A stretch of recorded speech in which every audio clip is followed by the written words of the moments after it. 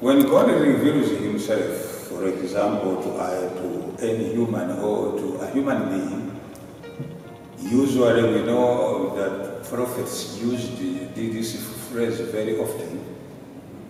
There's a saying that thus says the Lord, or the Lord said to me, or thus says the Lord. And usually we think that it is a telephone conversation, usually, that God is communicating to the disciple, to the disciple or to the prophet, and it is a telephone conversation. And usually that's why what prophets say, we hardly question them, because we know so well that it was a conversation. Phonetics were involved, for example, and there was an exchange of words with God talking to that particular prophet, and therefore it is our work for us just to obey. We don't have to question anything. But I would like to caution you people, just my listeners, a little bit. Wherever you translate something from a different language, which I can use as a syntax, let me say it first of all technically, and then I will say it in a very simple way. Wherever you translate another language, its syntax, into another, you are a prisoner of a syntax to which you are translating to, not to that one you are translating from. I will explain some more. If you are translating from English to Luganda, you have to use a syntax of Luganda so that the people whom you are translating to can follow you and understand. You don't use the syntax of English. You see? That is a rule, a general rule of translation. Now, the syntax of any language will be, or sometimes it will never be 100% fitting in the syntax of the language you are translating to. There will be some words which will be hard to translate. Sometimes you can opt to use synonyms, for example. So you prefer a synonym instead of the direct translation. No Bible was written in English by now, all of you know. The Old Testament was written in Hebrew, and the New Testament was written in Greek. There was an attempt by Jewish scholars to translate the Old Testament into Greek, of which they succeeded. It is called the Septuagint or the Septuaginta, which simply means the 70, because there was 70 scholars who translated that. When English says, the word of the Lord came to me, English suggests phonetics, because that's the way the phrase is worded. But in Hebrew, it does not talk about phonetics, because that same phrase in Hebrew may mean many things. For example, the Hebrew word for the word is Dabar. Dabar. Sometimes, and its equivalents, Dabar, name it, but it is Dabar. as we do have in Greek logos, in the beginning there was a word, as John says.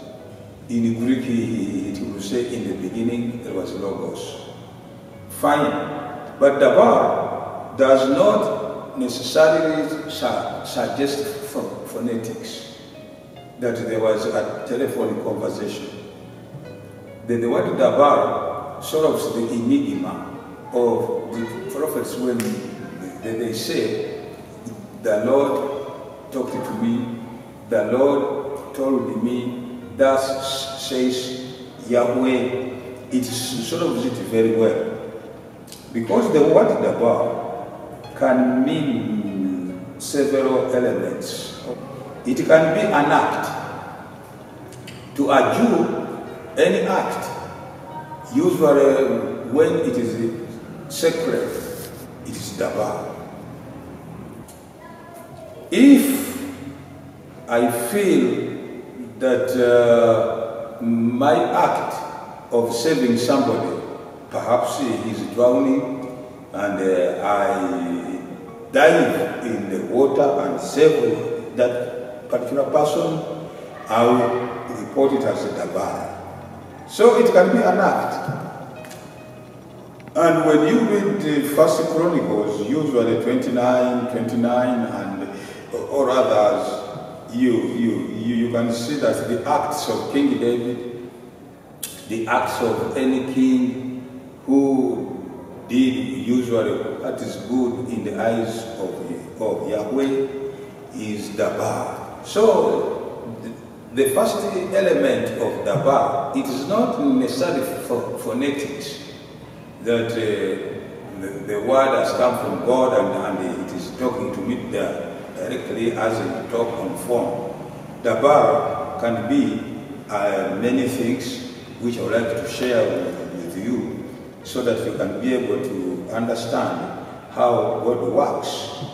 You see, the word Dabar can be an act, and for those with my book, which is entitled The Defenseless God, you will find the word Dabar explained on page 202. That's where you'll be able to find it, but let me summarize it for you, because this is a very important element which all of us we need to find.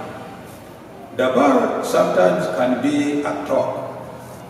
It can be a talk concerning any element of growth, especially spiritual growth among the peers. So a peer review, in terms of spiritual element or talk, can be referred to as a Dabar.